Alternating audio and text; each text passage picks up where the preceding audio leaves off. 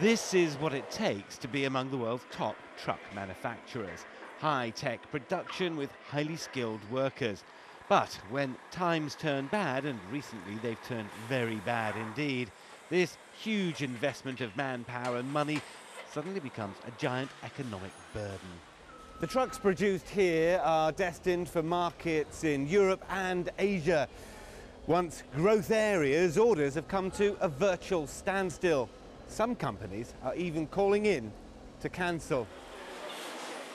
For workers on this shop floor, the speed of the financial crash was a huge shock. They returned from their summer holidays in August with production at record levels. A month later, the first layoffs were announced. The hurt to this close community had begun. There are families where both of the parents are working here and both are losing their jobs. So that's tragic, really. Already 900 of the 2,300 workers at this plant have been laid off. And with Volvo planning for a 2-year slump, there could be even more production line hardship down the road. If it doesn't pick up, we can work a 4-day week and so on and try to use those tools on top of what we've done now.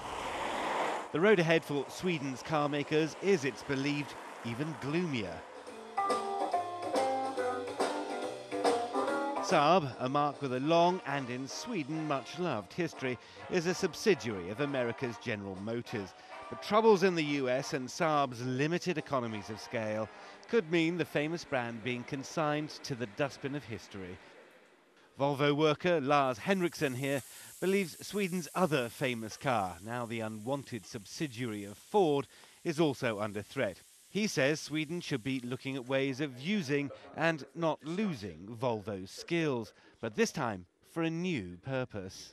To use this fantastic machinery that the auto industry is to produce things that are sustainable and socially useful. Sweden's car industry employs around 140,000 people, so its demise would hurt. But it wouldn't be the first time the country had lost a mass employer and emerged with a fresh strength. We were the world leaders when it comes to very large super tankers, really. We're produced in Gothenburg and one other location in Sweden. All of that is gone. There's not a single person left producing those sorts of ships any longer in Sweden. And that was a tremendous crisis. So we've shown that we can adapt to even very radical changes. The economic reality is that Sweden's motor industry is entering a deeply uncertain period.